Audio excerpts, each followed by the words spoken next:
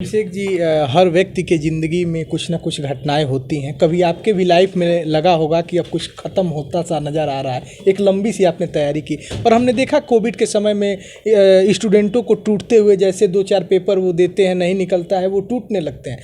आपकी सफलता का पॉइंट ऑफ मोटिवेशन क्या था?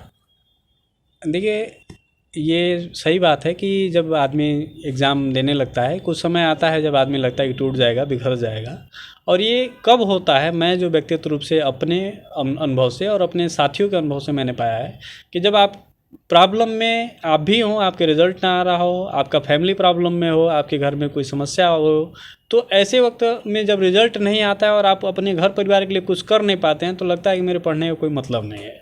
जैसे मुझे याद है कि 2015 में माताजी को ब्रेन ट्यूमर डिटेक्ट हुआ और काफ़ी पूरी फैमिली उसमें परेशान थी। तो रिज़ल्ट नहीं हुआ तो एक समस्या है ही। आर्थिक रूप से आदमी सामान्य मध्यम वर्गीय परिवार से था, वो समस्या थी। रिज़ल्ट भी नहीं हो रहा है, माँ की तबीयत नहीं ठीक है, उस वक्त बड़े भाई साहब का भी सिलेक्शन नहीं हुआ था। तो मतलब चारों तरफ से प्रॉब्लम ही प्रॉब्लम नज़र आता था।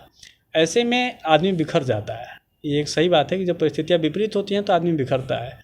लेकिन ये एक ऐसा समय है, आप पढ़े लिखे व्यक्ति हैं, आप सिविल की तैयारी कर रहे हैं, तो आप और मजबूत होइए।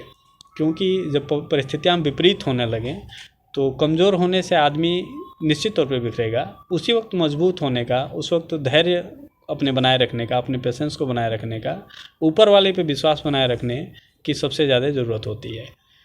चूँकि हर व्यक्ति के जीवन में कुछ अपनी अलग किस्म की परेशानियाँ हैं। किसी व्यक्ति को घर में आर्थिक रूप से समस्या है, किसी को बीमारी की समस्या है, किसी को गर्लफ्रेंड की समस्या है, किसी को बॉयफ्रेंड की समस्या है। ये सारी समस्याएं हैं, हर व्यक्ति की जीवन की ये सब चुनौतियां हैं। ऐसे में अपनी चुनौती को इतना बड़ा नहीं मान लेना चाहिए कि वो आपके जीवन से बड़ी हो जाए।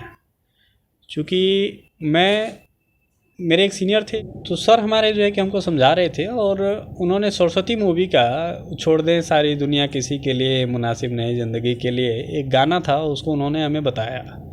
उन्होंने कहा कि अभिषेक देखो, अगर रिज़ल्ट नहीं हो रहा है, घर में समस्याएं हैं, तो ये ऐसा नहीं सोचो कि ये सारी चीज़ें जो है कि ख़त्म हो रही हैं। हालांकि मैं इतना कभी सोचा नहीं था कि सारी चीज़ें मेरे जीवन से ख़त्म हो रही हैं। परेशान था व्यक्तिगत रूप से, लेकिन मैं अंदर अंदर हमेशा यही सोचता था ये सारी समस्याएं क्षणिक हैं, कुछ दिन की बात हैं, सब समाप्त हो जाएगा, सब कुछ ठीक हो जाएगा।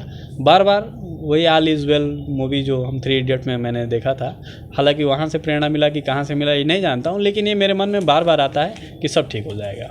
और निश्चित तौर पे आज परिवार में सब कुछ ठीक है और एक रिज़ल्ट भी ठीक आया है।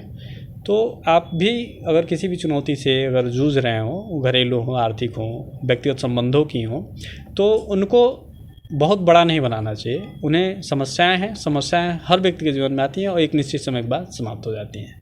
ये हमें ध्यान में रखना चाहिए और अपने जो भी अपना टारगेट है उससे कभी विचलित नहीं होने देना चाहिए अपने आप को। मैं जब बहुत क्रिटिकल समय था, उस वक्त भी मैं लाइब्रेरी में बैठता था, पढ़ाई करता था। ये अलग बात है कि उस वक्त की पढ़ाई भले मेरे समझ में ना आती हो, लेकिन मैं जो मेरे नित्य कर्म में आ गया था कि मुझे पढ़ना है, रोज़ नहीं 10 घंटे पढ़ना है, 2 घंटे पढ़ना है, लेकिन मैं पढ़ाई करता था। मुझे याद है कि मैं एम्स में किताब लेके खड़ा रहता था कि पन्ने पलटें भाई, चूँकि वेटिंग है 4 घंटे की, 6 घंटे की, 6 घंटे बाद वो आएंगे।